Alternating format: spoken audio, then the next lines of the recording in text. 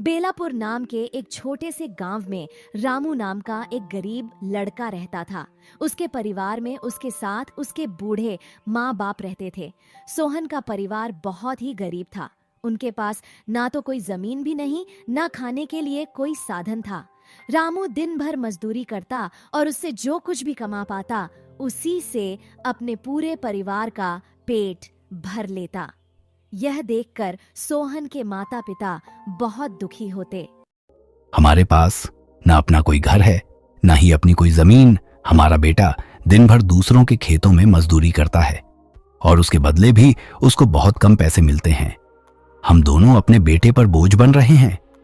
परेशान मत हो रामा, हमारा बेटा बहुत मेहनती है। भगवान सब देख रहा है। रामू ने कभी किसी के साथ गलत नहीं किया। वह ईमानदारी से मेहनत करता है। उसने बचपन से बहुत परेशानियां देखी हैं, पर उसने कभी हार नहीं मानी। एक दिन हमारा बेटा भी बहुत धन कमाएगा और उसकी सारी परेशानियां दूर हो जाएंगी। रामू हमेशा सोचता था कि आज भले ही उसकी किस्मत उसका साथ ना दे रही हो, पर उसे यकीन था कि अगर वह मेहनत करेगा तो एक दिन उसका भाग्य भी बदलेगा और उसकी सारे परेशानियां खत्म हो जाएंगी। एक दिन रामू श्यामलाल जमींदार के खेत पर काम कर रहा था। श्यामलाल पास के ही एक पेड़ के नीचे बैठा था। रामू अपने काम में लगा हुआ था। तभी उसने देखा कि श्यामलाल बहुत ही उदास है और गहरी चिंता में डूबा हुआ है। श्यामलाल को उदास देख रामू तुरंत श्यामलाल के पास गया और बोला, क्या हुआ मालिक? आप इतने उदास क्यों लग रहे हैं? ऐसा लग रहा है जैसे कि आप किसी गहरी चिंता में हैं। कुछ हुआ है क्या? मुझे बताइए, क्या पता मैं आपकी कोई सहायता कर सकूं। रामू की बात सुनकर श्यामलाल को गुस्सा आ गया और वह रामू से गुस्से में बोला, अरे, तू क्या मेरी सहायता करेगा? तू खुद की सहायता कर सकता है क्या? अगर तू किसी की सहायता करने के काबिल होता तो क्या तुझे 2 वक्त के खाने के लिए मेरी जमीन में कार्य करने की आवश्यकता पड़ती? चल यहां से जा और अपना काम कर और मुझे परेशान मत कर। सेठ जी, ऐसा नहीं है। ये तो वक्त वक्त की बात है। सब किस्मत का खेल है और इंसान को अपनी मेहनत पर विश्वास रखना चाहिए। आज भले ही किस्मत मेरे पक्ष में ना हो, लेकिन अगर मैं ईमानदारी और मेहनत से मेहनत करता रहूंगा, किस्मत भी एक दिन मेरी तरफ झुक जाएगी और धैर्य से तकदीर के दरवाजे खुलने में देर हो सकती है, लेकिन मेहनत कभी बेकार नहीं जाती। रामू की बात सुनकर श्यामलाल बहुत प्रसन्न हुआ। अरे रामू, तेरे विचार तो बहुत अच्छे हैं। तेरी बातें सुनकर मन को एक सुकून सा मिला है। इतनी परेशानियों में भी तू अपनी जिंदगी खुश होकर काट रहा है।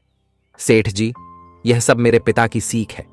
जब भी किसी चीज के लिए अपने पिता से जिद करता था, पिता हमेशा मुझे यही समझते थे, बेटा रामू, हमारे पास इतना धन नहीं है कि मैं तेरी हर इच्छा पूरी कर सकूं, लेकिन एक बात हमेशा याद रखना, जिंदगी भी मौसम की तरह होती है।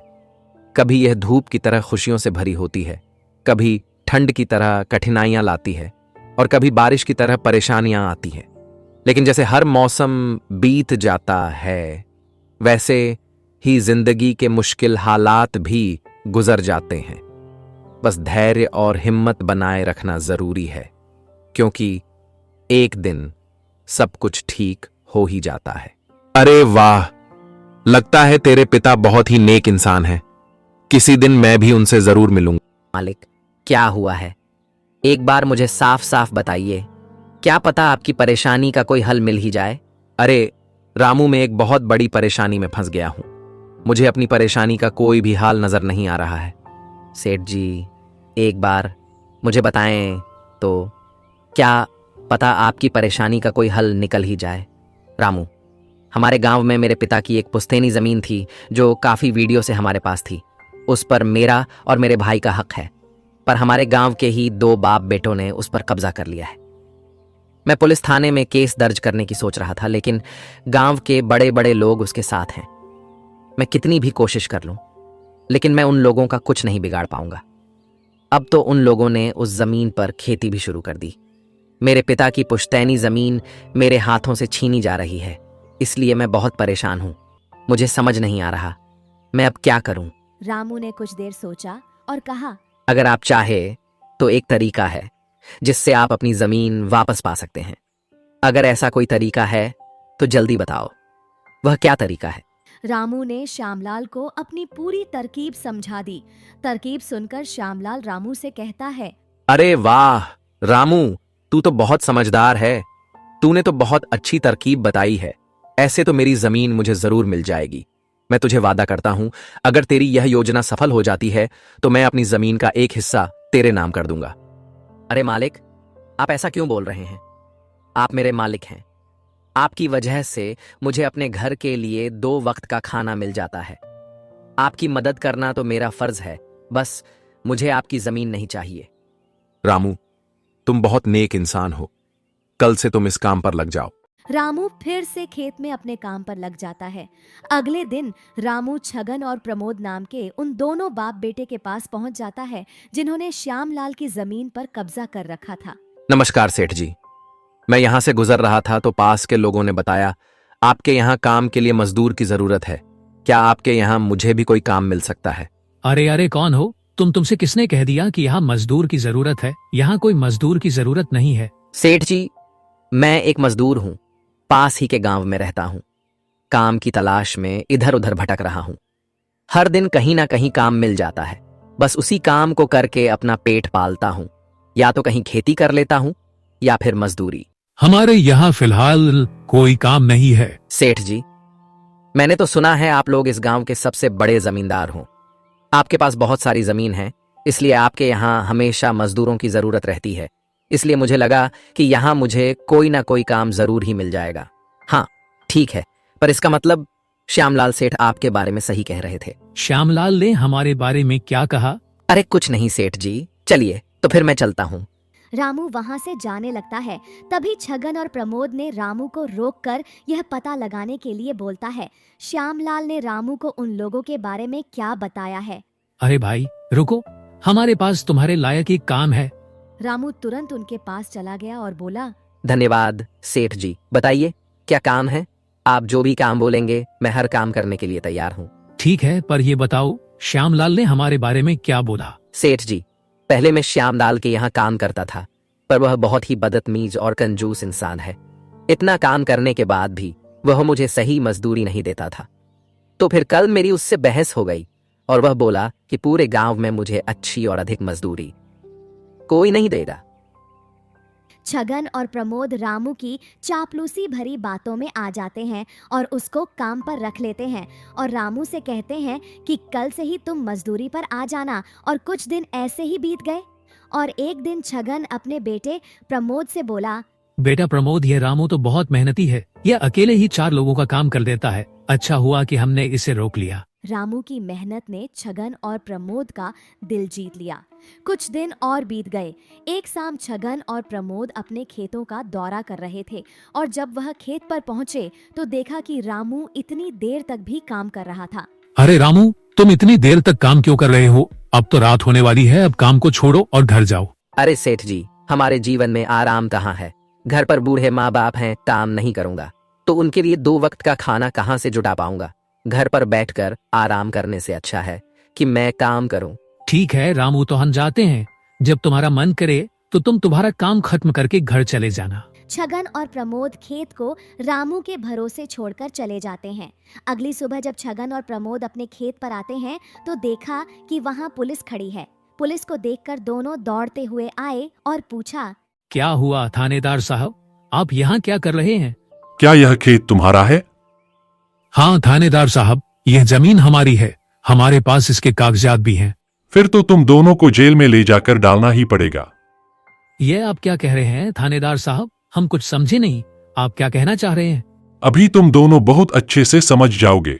देखो तुम्हारी जमीन से क्या निकला है। थानेदार के कहते ही दोनों बाप बेटे जब पलट कर देखते हैं तो वहाँ उनकी जमीन में लाश दबी हुई थी जिसमें सिर्फ कंकाल बचा था।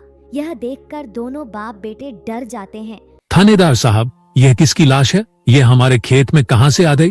अब बहाने मत बनाओ। पहले लोगों को मारो, फिर उन्हें अपनी जमीन में गाड़ दो, और अब कह रहे हो कि यह क्या है?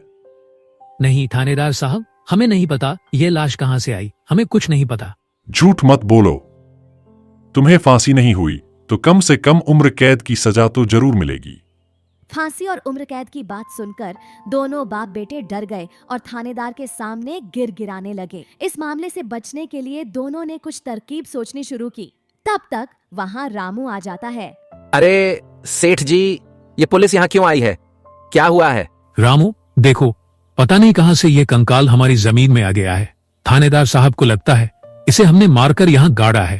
अब तू ही कोई उपाय सोच ताकि हम इस परेशानी से बच सके। तीनों को आपस में कुशल फुसर करते देख थानेदार ने कहा, अब कोई तरकीब मत बनाओ, तुम दोनों बाप बेटे में से कोई एक तो जरूर जेल जाएगा। अब तुम ही तय करो जेल कौन जाएगा। मैं तुम्हें 5 मिनट देता हूँ, जल्दी तय करो कौन जाएगा जेल। छगन फांसी की बात सुनकर पहले ही डर गया था और फांसी की बात सुनते ही उसने फटाफट सारी कहानी रामू को बता दी कि यह जमीन उसके पास कैसे आई। छन ने रामू को बताया कि यह जमीन उसने श्यामलाल से हड़प ली थी। ठीक है, अगर ऐसा है तो सबसे पहले आप एक काम कीजिए। थानेदार को जाकर बताइए कि यह जमीन तो आपने कुछ समय पहले श्यामलाल से काम करने के लिए ली थी। इससे आगे मैं संभाल लूंगा। अरे रामू, ऐसे तो हमारी जमीन हमसे छिन जाएगी, फिर क्या होगा? अरे सेठ जी, लगता है आप मेरी तरकीब समझे नहीं। यह जमीन सेठ श्यामलाल की है तो पुलिस जेल श्यामलाल को लेकर जाएगी। उसके जेल जाने के बाद इस जमीन पर आप दोबारा कब्जा कर सकते हैं। रामू की तरकीब सुनकर दोनों बाप बेटे दंग रह गए।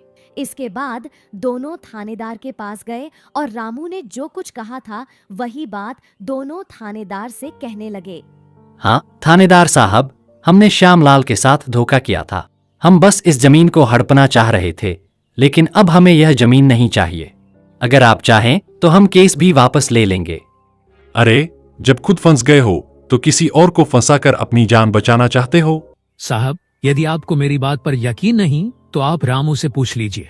रामू की बात सुनकर थानेदार ने रामू से सेठ श्यामलाल को बुलाकर लाने को कहा और थानेदार के कहने पर रामू सेठ श्यामलाल को बुलाकर लाता है।